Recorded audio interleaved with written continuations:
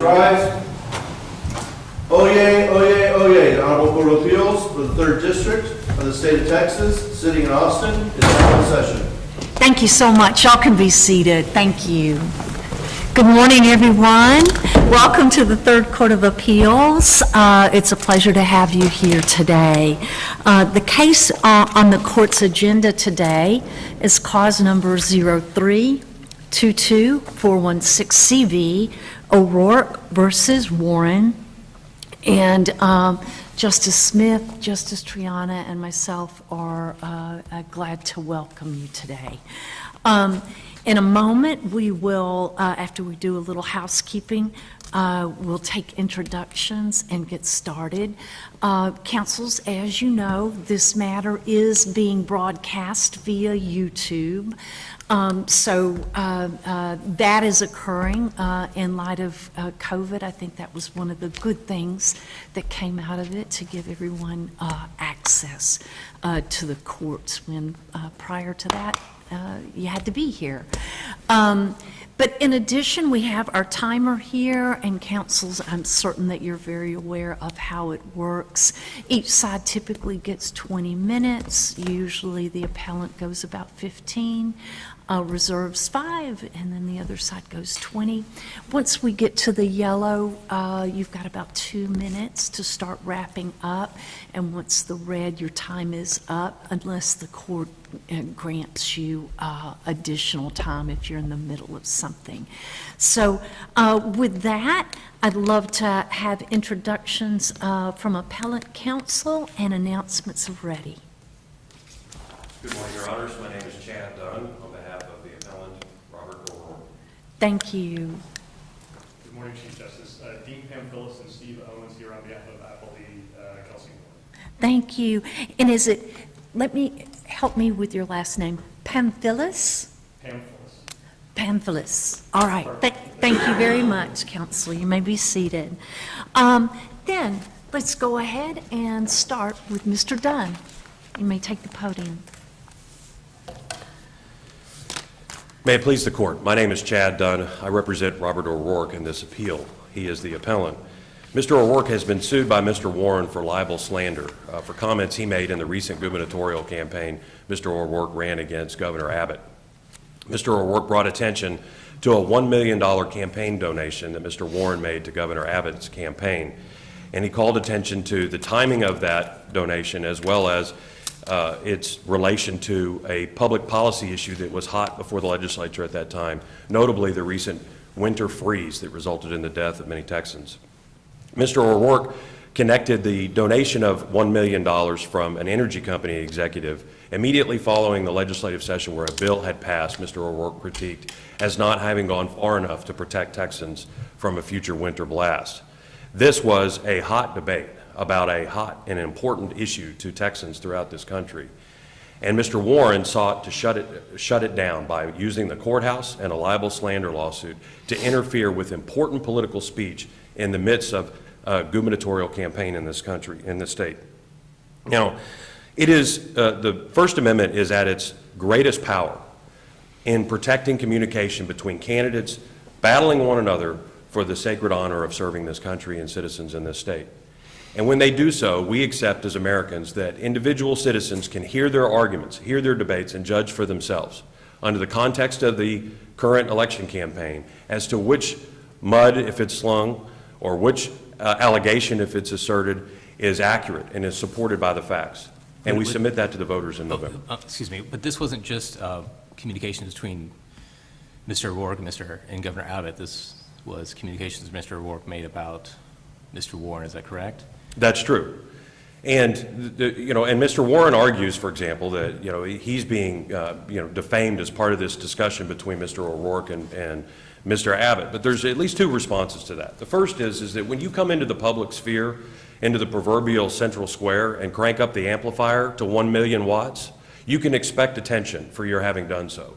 And that's essentially what Mr. Warren has done here. He asserted $1 million worth of speech, as the Supreme Court has said in Citizens United, and he placed it into the gubernatorial race, and he can expect attention at least with regard to that speech. If Mr. Warren had attracted Mr. O'Rourke's attention in regard to his other activities, then that argument would have force. But Mr. O'Rourke's attention stayed focused on Mr. Abbott and incidentally mentions Mr. Warren as the donor. That's the other point to the corruption analysis, right, is because in a corruption argument against an office holder, there's always going to be another party or multiple parties involved. So as soon as you say, look, you can assert corruption against the elected office holder, but you can't talk about any of the other people that were involved in it, what you've effectively said is you can't talk about corruption of the office holder any longer, because there isn't any way for me to present the case about my position about the office holder's activities without implicating the third party. Mr. Dunn, your argument raised a question about the limited purpose public figure issue that's in your materials and in all parties' materials. One, I've got two questions related to that. It seems like your argument is because of the $1 million that launches Mr. Warren into the limited purpose public figure category. Question one is, if that is the basis upon which you're making that argument, is there any line at which a contribution does not launch you into that limited public purpose figure? Is it $50, $1,000, $10? You know, if that's it. If that's the only argument you have about limited purpose public figure is the money. So that's a kind of a two-part question. Is that your only argument, that he's a limited public purpose figure, $1 million? If it is $1 million, what less than $1 million could keep you out of that category? And where in the trial court record did you argue to the trial court the limited purpose public figure? Well, it was argued extensively at the oral. I'll start with the second part of the question. It was argued extensively at oral argument. It's in the oral argument transcript that Mr. Warren was a public figure, and in fact, this very argument about it's $1 million worth of speech brings attention. I quoted the Citizens United opinion. So all of that was raised before the trial court. It's not just the amount, though. It's the fact that Mr. Warren is an executive with an energy company. So if Mr. Warren ran a corn farm and gave $1 million, and Mr. O'Rourke alleged that Mr. Warren was engaging in corrupt behavior to try to change state policy on energy policy, then you might have a closer case here. But here, Mr. Warren is an energy executive. He got windfall profits after the winter storm in the tune of several $billion.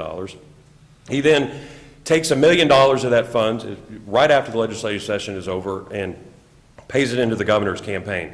As the Supreme Court said in Bentley, you have to look at the Texas Supreme Court, you have to look at all of the facts together. It's all those pieces together that say this is a person who thrust himself into the public sphere. And in fact, the Supreme Court's language there, the Texas Supreme Court, and it was quoting the U.S. Supreme Court, Bentley, this is the Bentley case, quoting the Curtis Publishing U.S. Supreme Court case.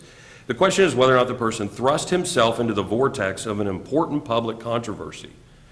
One of these central issues of the legislative campaign is what do we do about winterizing the energy system? And one of the arguments from the experts is that the reason the freeze happened is because natural gas suppliers' equipment froze and could not deliver their supplies. The legislature passed a bill. There are merits that people can argue about that bill, but one of the criticisms was it didn't require natural gas suppliers to winterize. That issue was hot and discussed before Mr. Warren got up and decided to take $1 million and donate it to the governor's campaign. That decision, when he knew his role with an energy company, he knew what the legislature had recently debated with respect to this winter project, absolutely was a knowing decision on his part to thrust himself into the conversation. And look, let's be clear here. This $1 million donation would be illegal in most other states. It would be against federal law with regard to federal campaigns. Now, Mr. Warren responds, look, it's legal here, so you can't criticize me for doing legal conduct. And there's two responses to that. First, the central feature of Texas law on campaign finance, it's what makes it unique, is it will have no limits. Anybody can give money, but disclosure is maximized in this state. Corporations can give political money. Labor unions can give political money in Texas. But to do it, they have to set up a political committee. And the reason they have to set up a political committee is so every dollar is disclosed. The Texas Supreme Court has said in Osterberg versus Pecca, TDP versus King Street Patriots, copying the U.S. Supreme Court's decisions in Buckley versus Vallejo and FEC versus McCutcheon, that the purpose of these disclosure laws is to allow political actors to criticize office holders for the money that they take, not just the amount, but who they received it from. And that's why many states have banned this practice, because a lot of Americans believe accepting a contribution of this large without any more evidence is corruption. Others disagree. In Texas, it's entitled to its own law, has decided to do so by disclosure. But the disclosure only works if there's space in the public sphere for elected officials to talk about it. Mr. Dunn, may I ask you one other question that kind of leaps off of what you talked about? You were, as it relates to the limited public figure, you're talking about looking at the totality of the circumstances and when he engaged. Now, on the issue of the alleged defamatory words, do we look at the totality of those words, or do we look at them one at a time to evaluate the prima facie case? What is your client's position on totality of the language or each tweet or comment separately? The Texas Supreme Court has said in the Bentley case that it is a comprehensive consideration of all of the comments, and it's from the perspective of a reasonable citizen. Would a reasonable citizen believe that when Mr. O'Rourke said these things, that, oh, well, Mr. Warren is in fact a briber, or he is in fact engaging in extortion? Or would a reasonable public member think that there is some untoward behavior here? Mr. O'Rourke is bringing attention to a large campaign donation. In other words, would an individual citizen think Mr. Warren is guilty of the offense of bribery? Or would an individual citizen look at the balance of this and go, an energy executive gave $1 million to the governor right at the time the governor signed a bill that went easy on natural gas companies with regard to winterizing, and is there a connection there? That's the key issue. The reason that the cases say, and none of them, by the way, say it in the context of a campaign for office, but the cases in Texas do say that often accusing somebody of a crime is libel slander per se. Now, again, nowhere in the cases is that said in the context of a political campaign. All the cases are about something else other than political campaigns. And I think that's where the court should draw its distinction in its opinion here. Would that be first impression then? If you're going to draw a distinction between all speech versus speech in a campaign? It would be, as far as our research has shown, it would be a matter of first impression in Texas. There hasn't been an appellate decision that I'm aware of where a candidate is being sued for something they said about another campaign and his donor in the process. But there are other cases around the country that we cite in our brief, the McDougal case, which the Southern District of New York case, that collects cases from around the country. I believe the Nebraska Supreme Court, all these are in our brief. And so it does seem to be the general rule around the country that when we're talking about a political campaign for office, and you are being questioned, or a light's being shined on you because of money you gave to an office holder, that, at least with regard to that discussion, it's fair. And look, when this court issues its order in this case or in any other, it calls it an opinion. And that's because we come before the court and offer our opinion of the law. Mr. Warren comes before the court and he offers his opinion of the law. And this court lays down its opinion. And the minute it does, it has the effect of law. And everybody out here that's subject to this court has to live up to it. No dispute there. But everybody out there doesn't have to agree with it. They can still talk about it. They can still have their opinion of what the law ought to be. And in most states, people think the law ought to be you can't give $1 million to the governor when he's running for office. In Texas, the law says differently. That's fine. But what this lawsuit essentially forces citizens to do, what it would force citizens to do is accept that the policy of the state of allowing unlimited $1 million contributions to the governor can't be criticized. It can't be discussed because the law allows it. And that is not how the First Amendment works. The law exists and it can be enforced on the subjects. But individual citizens can continue to press that our laws are not working for the people, and that's exactly what Mr. O'Rourke did here. If I can interrupt you, I've got two questions. One is, Mr. O'Rourke didn't just say this stinks, it shouldn't be this way. He specifically used words like extortion, bribery, corrupt. I understand, I think your argument is that in a political campaign that there should be an exception to those. If we were not to agree with you, and we do find that it's per se, what then is the analysis this court has to make? How does that affect our analysis. Well, if the court decides that a person running for office criticizes the current office holder for receiving a large campaign donation and identifies the name of the donor in the process and calls that extortion or bribery, that is in and of its, and first I want to say that, you know, the totality of the comments Mr. O'Rourke said don't boil down to that, I don't believe. I mean, he says, I don't know what the word is for it. I mean, he offers in a lot of places, you know, he's not a lawyer, and I think that matters here. That mattered a great deal in Bentley. There was, you know, there was a great investigation, or not great, I don't want to describe its value, but there was a long investigation the speaker alleged. He alleged he had secret information. He alleged he went down and looked at government documents. And so when a speaker comes forward with some kind of imprimatur, whether it's an investigation, or I'm a judge, or former judge, or I'm a lawyer, and I've looked at this and I'm telling you this is bribery, in those cases it's negligence per se. But it can be negligence per se. But in this case, when it's a person running for office, not coming at it from any specific imprimatur, over the course of his comments, makes it clear he's not offering a legal opinion, that's not per se. But to answer your question, what do we do if the court doesn't agree with that position? Then the next place that Mr. Warren's lawsuit fails is on the matter of proof. He has to prove actual malice. And he has to prove actual malice, and actual malice is not about how Mr. O'Rourke feels about Mr. Warren or how Mr. O'Rourke feels about Mr. Abbott. Actual malice relates to the falsity of the information. So it's got to be made with knowledge of its falsity. So in other words, they've got to come forward with evidence that Mr. O'Rourke knew that this $1 million donation wasn't in any way connected to the policy decisions of the governor. Or it's got to be done with reckless disregard of the truth, and the Supreme Court and the U.S. Supreme Court said in the St. Amant case that the defendant, in fact, entertained serious doubt about the truthfulness of his statements. And again, this goes back to, in our politics, there are millions of Americans who think that these campaign donations, whether they're $5 or $1 million, are wrong, that the government should fund campaigns, and that it shouldn't be hat in hand to your constituents asking for money to run for office. Those people have their opinions. In some states, they've adjusted the laws more than others. They haven't won their sway here. But by saying that citizens out there who come about and talk about the campaign contributions leading to corruption, it closes the First Amendment space.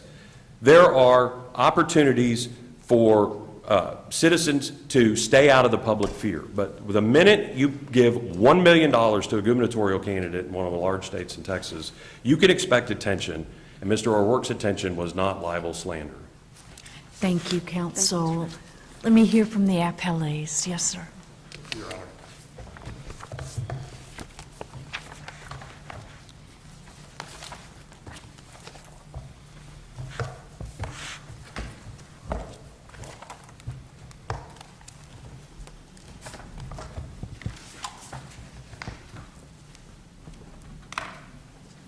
May it please the court. Yes, sir. We're here today because Beto O'Rourke told millions of his followers that my client, Kelsey Warren, engaged in bribery, corruption, and extortion, and that he profited from the death of his fellow Texans simply because Mr. Warren gave a perfectly legal campaign contribution to the candidate of his choosing, Governor Abbott. It's undisputed what he said, and there were 25 such statements in the record, and it's undisputed that none of those things are true. The defamatory statements in this case are just like what the court saw in Belcher v. King in this court, in Bentley v. Bunton, in Dixon v. Afaya, in Ray Lipsky. In all of those cases, there were defamatory statements where the accusation was of a crime. And in all of those cases, the statements were found to be defamatory per se because it was objectively verifiable that they were false. You can look to the law. A campaign contribution is not a bribe as a matter of law in Texas. Carey v. State held that years ago. So if it can't be a bribe and it's not a crime, then what does it matter what Mr. O'Rourke calls it if no crime is committed? What matters is that it's defaming and injuring Mr. Warren in terms of his reputation, in terms of his business dealings. He's still the executive chairman of Energy Transfer. It's caused him mental anguish. And unfortunately, because Mr. O'Rourke has such a large megaphone with which to broadcast these type of defamatory statements, it reaches millions of people. And when you look at the comments that his followers put in on his tweets, They believe him. They believe that Mr. Warren is a criminal that is engaged in profit over lives of Texans. So, Do you have any cases in which tweets by unrelated citizens constitute damages under defamation? so we don't look, I didn't look at them in terms of damages. What I was looking at them in terms of and arguing for is that it shows how they were received by the reasonable reader, right? And there is a case that we cite to out of the DC Circuit, which stands for the proposition that there's no better proof about what those statements mean than how the reasonable reader interprets them. And Mr. Krampus, let me ask you though, two things. First of all, they were the Houston Chronicle, the Tribune, there were plenty of news organizations that were talking about the same thing. So, you know, your client can decide who he wants to sue, obviously, but doesn't that change the equation a little bit differently in the sense that this is, you know, Mr. O'Rourke didn't come up with this idea. That most of the tweets that I saw were, you know, him retweeting the Houston Chronicle, him retweeting. How does that impact, number one? And number two, what is your response to Mr. Dunn's proposal that we follow what other states have done and find that political speech, at least in the middle of a campaign, is not actionable? so the first point, Justice Triana, deals with this argument they've made about he just joined an ongoing debate. First, let me just start by saying there was no ongoing debate about whether Mr. Warren is a criminal or not. What those articles reported, which I will note were not in the record below, they were not presented to the court below. What they noted was that Mr. Warren had given a $1 million campaign contribution to Governor Abbott. There's nothing wrong with saying that. It noted Energy Transfer's involvement in the Winter Storm Uri. Again, nothing wrong with that. What they did not say, and the only person who has said it is Mr. O'Rourke, is that that campaign contribution constituted a bribe, that it was evidence of corruption and extortion. Nobody other than Mr. O'Rourke used those words. And he didn't just use them in the beginning, he continued to use them. And what I think is so important for the court to appreciate and understand in the context of looking at his fault is after he said these things, we sent him 2 retraction letters, demanded that he stop saying these false things, noted that he himself was receiving campaign contributions, and surely he wasn't going to take the position that those were bribes. He didn't stop. We filed the lawsuit in February. 3 weeks after we filed the lawsuit, he convened a press conference for the sole purpose of talking about this lawsuit. And you would expect that if he had made a mistake, it was a slip of tongue, he didn't mean to accuse Mr. Warren of bribery, corruption, or extortion, that he would have backed off of those statements. He did not. He doubled down. He referred to everything he was saying as facts. He told the news media there at that press conference that this is the corrupt deal that I've been trying to draw your attention to. And he continued to do it, and that was with the benefit of legal counsel already on board. This lawsuit was accepted by his election lawyers out of D.C., who certainly know better and know that this is not that this could not constitute a bribe. So Mr. O'Rourke knew it. He himself received multiple $1 million campaign contributions from the likes of George Soros, from FTX's CEO and founder, Sam Bankman-Fried. He knew that it was not illegal to do this, but he led everybody out in his public, the millions of followers that he has, to believe that. And it's also important in the context of deciding his state of mind, what he omitted to tell them. And that is that the size and timing of the donation doesn't matter. He left out the context around it. The time at which Mr. Warren gave this campaign contribution was right after the Texas legislative session closed. And it was a time where Governor Abbott was able to raise approximately 1/5 of what he ended up raising throughout his entire candidacy. It's the time that everybody starts giving money because that's when they need it the most for what was going to be a contested primary, and it was a highly contested one. The size doesn't matter because the Texas legislature has decided that. Would you answer the second question? Yes, I'm sorry, Your Honor. No, that's okay. So there is no special category of speech no special protections for political speech in Texas or elsewhere that I'm aware of. In fact, most recently in Dominion, the Dominion case so popular out of the DC Circuit, the court there found there is no blanket immunity for any sort of political speech. Politicians don't enjoy a right to defame people of right, and especially not people who aren't their political opponents. Mr. Warren has never run for state office. He is a private individual. We put in his affidavit confirming that he's never spoken publicly about Winter Storm Uri, about gas prices. He didn't show up with a big, check to give Governor Abbott and make a big press splash. He wrote that check in private, if he even wrote it himself. But campaign donations are matters of public record, right? Yes, Your Honor. Yes. So it doesn't matter whether he writes it in private, it's still public record. Yeah, the point I'm making is this goes towards whether he was injecting himself into the public arena. Was he a limited purpose public figure simply because he wrote a campaign check for $1 million? And I submit the answer is absolutely not.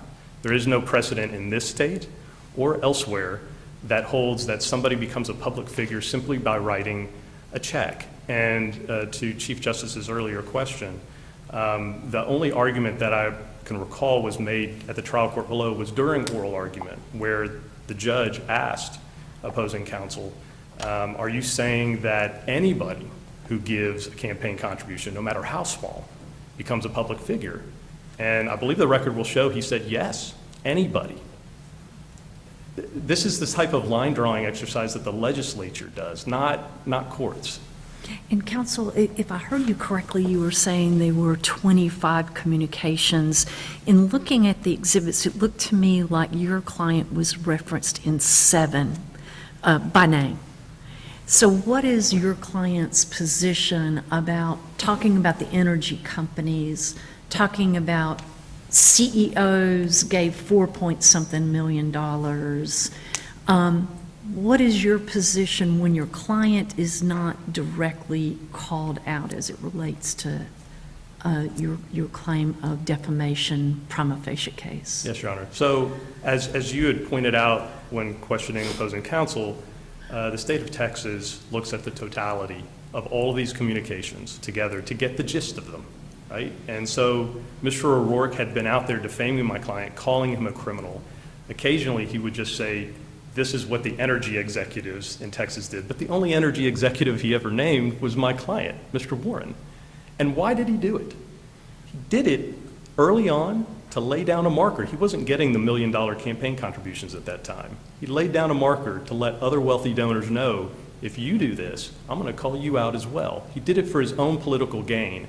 And I do believe that's why he continued to do it after we filed the lawsuit. He used this lawsuit in his campaign advertisements to try and raise money. He said he needed money to defend against this lawsuit, to fight against this lawsuit because he was being attacked. This isn't the type of lawsuit that the TCPA was meant to prevent. Nothing has stopped him from speaking. He continued to do it. The problem here is one of Mr. O'Rourke's making. He chose to target a private individual. And back to the point I was making earlier, in Mr. Warren's affidavit that we submitted before the trial court below, pointed out he's not given any interviews to anybody since stepping down as CEO of Energy Transfer in 2020 before all of this started. He's not an executive of Energy Transfer who's running the company day to day anymore. And he wasn't at the time these statements were made. But Mr. O'Rourke knew in order to make his story sound plausible, he had to say that. So he referred to him as the CEO of Energy Transfer, even though a 2-second Google search will show you he hasn't been that since 2020. He never spoke out publicly about any of these issues, including the defamatory statements or this lawsuit. He has maintained his privacy. And when you look at the kind of cases that are out there in terms of public figures, or CEOs public figures. You have the Tavaroulas case. That's a case that dealt with the CEO of ExxonMobil. And the argument that was being made there was that he was a public figure because he was the CEO of the largest company in the United States at the time. And the DC Circuit said, no, that's not enough. In Texas, we have the Scripps case in Corpus Christi where similar argument was made about a CEO of a chamber of commerce there. And again, it failed. What they're asking you to do here is to conclude that $1 million or any campaign contribution makes you a public figure, opens you up to attack that you can't defend against unless you prove actual malice. And there is no precedent for that whatsoever. But Counsel, is there any significance that, one of the things, if I read the exhibits correctly, the use of the word corrupt and extortion primarily was focused on the energy companies in general. The word bribe was directly connected to Warren. But bribe and giving campaign contributions, by definition, is not a bribe. So is he really accusing your client of a crime when giving campaign contributions is not a bribe? yes, Your Honor. I mean, this is the exact situation that the court saw in Belcher here and that the Supreme Court saw in Bentley. And I will say, in both of those cases, there were accusations of judges being corrupt. One of them was a lawsuit brought by a judge, a public official, who was accused of being corrupt. And it was determined that that was an objectively verifiable false fact. The same is true here. Mr. Warren's affidavit proves that those statements were false. There's nothing to controvert them. They don't challenge that those statements are false at all. And because they're false, they are defamatory. And because they accuse him of a crime, they're defamatory per se, whether it actually was a crime or not. If it wasn't a crime and Mr. O'Rourke knew that, he should have told his followers, this is not a crime. He wanted them to believe that his opponent was being supported by a criminal. Is that not kind of a basis that maybe then it was O'Rourke, non-lawyer's opinion, that giving campaign contributions could constitute a bribe when legally it can't? I don't believe so, Your Honor, especially in the case of Mr. O'Rourke.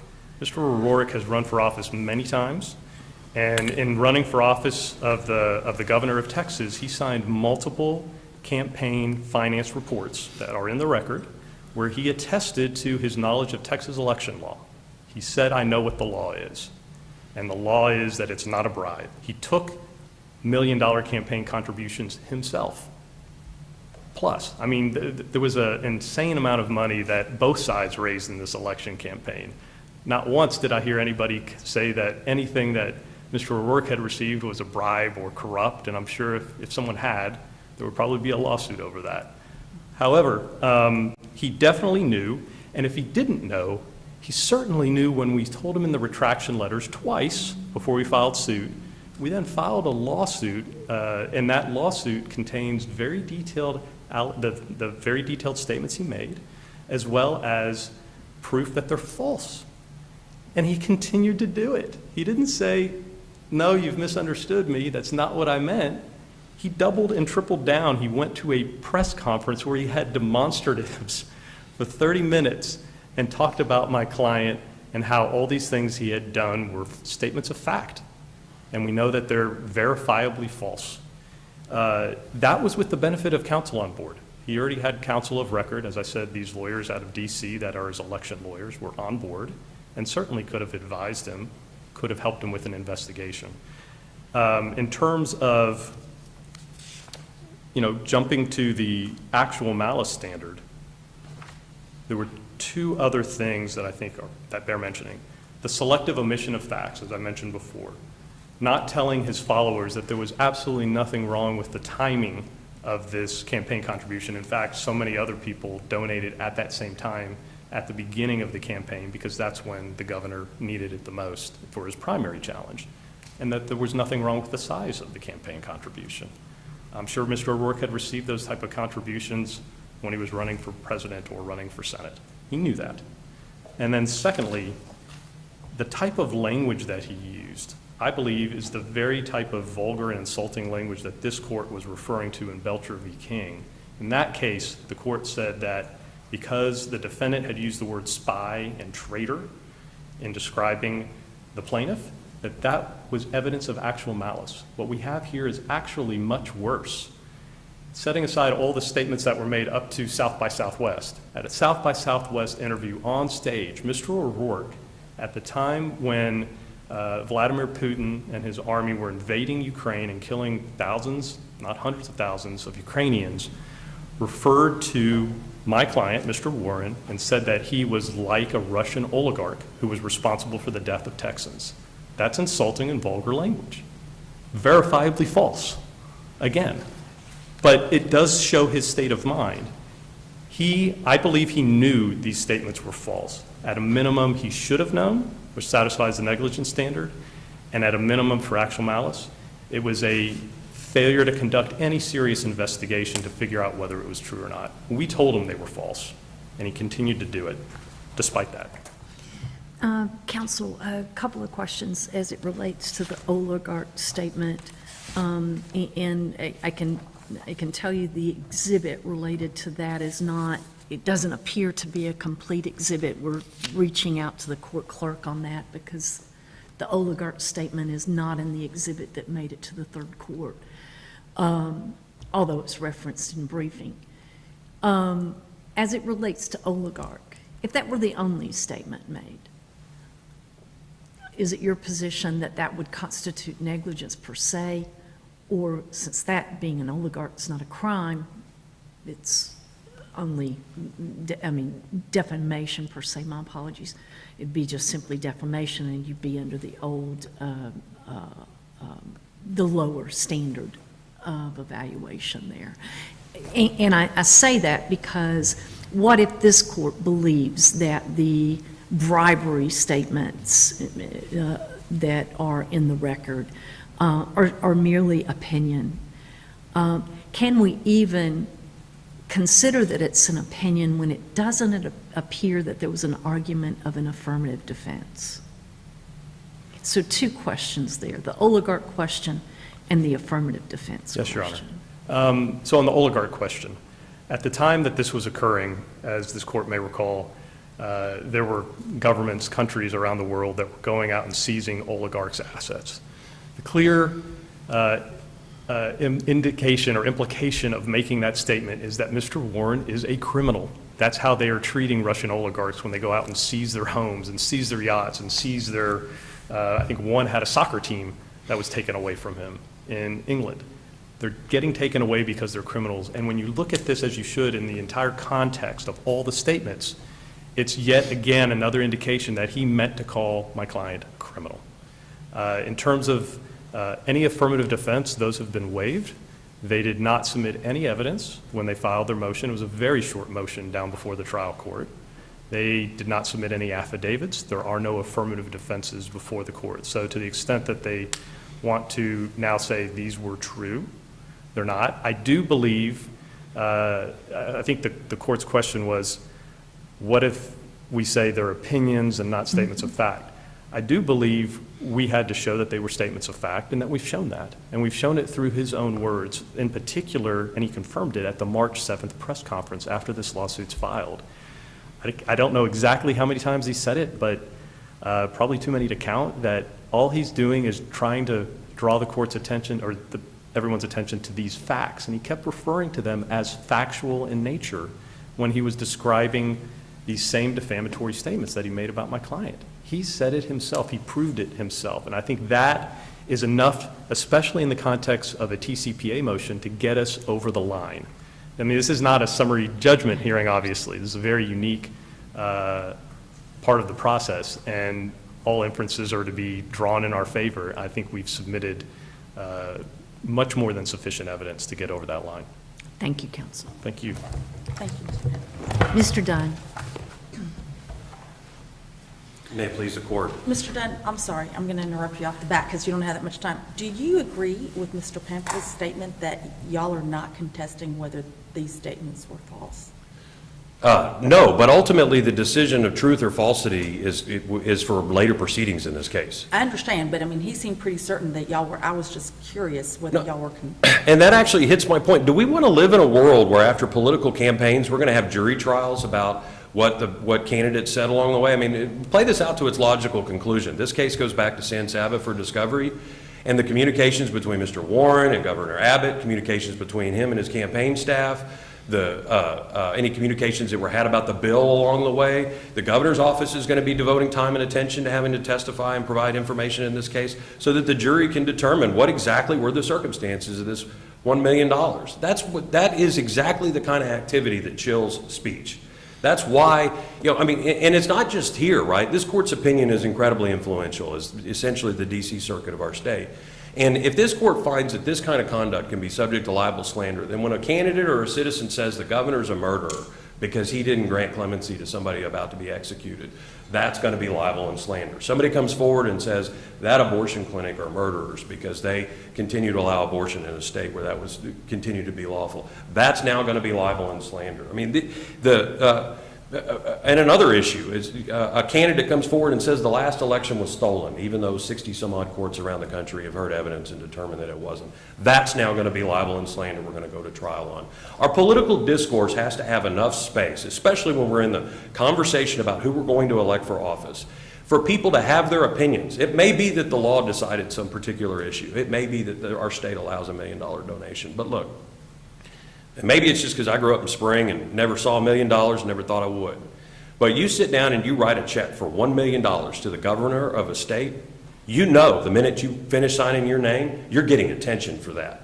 This isn't even something that's common in Texas. Yes, there were some other $1 million contributions, but it is extremely rare that any candidate in this state receives $1 million from one person. And it just so happens that that person is an executive at an energy company whose business was a central attention of the legislature that recent session.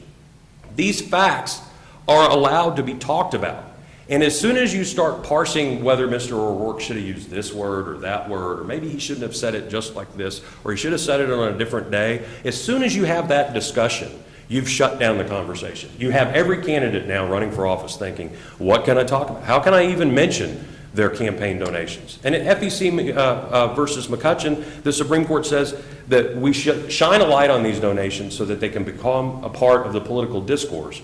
Well, how can they become part of the political discourse if I, as a political speaker, have to constantly consider, well, can I say it this way? Is it allowed to say it that way? And to get at Judge Smith, and I think Justice Smith, Justice Burns' question too, on this issue of, if a campaign contribution by itself as a matter of law is not bribery, then, doesn't that end the inquiry? And that's exactly right. The standard is a reasonable person. Does a reasonable person hear what Mr. O'Rourke offers? And does the reasonable person say that is the offense of bribery without knowing something more? And the laws allowing this donation to be made in this state makes it unreasonable for such a person to conclude that based on those bare facts. But ultimately, this case goes forward after today if it's not dismissed. Candidates in this state hear what this court has to say and determine whether or not they can raise attention to campaign contributions, other relationships between office holders and their supporters. And discovery continues about what exactly occurred here. That is an unnecessary burden on the First Amendment. The First Amendment does more work than that. Isn't part of the argument, though, that it's more than just the campaign contribution? It was the campaign contribution that then was labeled as, a corrupt deal, or, Right. there's something else going on. So it wasn't just Mr. O'Rourke pointing out that Governor Abbott received $1 million campaign contribution. It was he received $1 million campaign contribution as part of some other, nefarious activity. Lots of Americans think a campaign contribution is bribery, and indeed we cite in our brief a number of scholarly articles that use the term legalized bribery in the title, just as lots of Americans think the death penalty is government-sponsored murder. There's space in the First Amendment to have that discussion, and there's space especially in the contest for office, to run for office and make and argue about what influence certain individuals have over the office holder is fundamentally what it is that we do in our campaigns. And whether we're talking about school board, county, on up, discussion about corruption has to have an open space, otherwise the corruption runs free. Sunshine is the disinfectant. Thank you. The court should reverse the opinion below and order this case dismissed.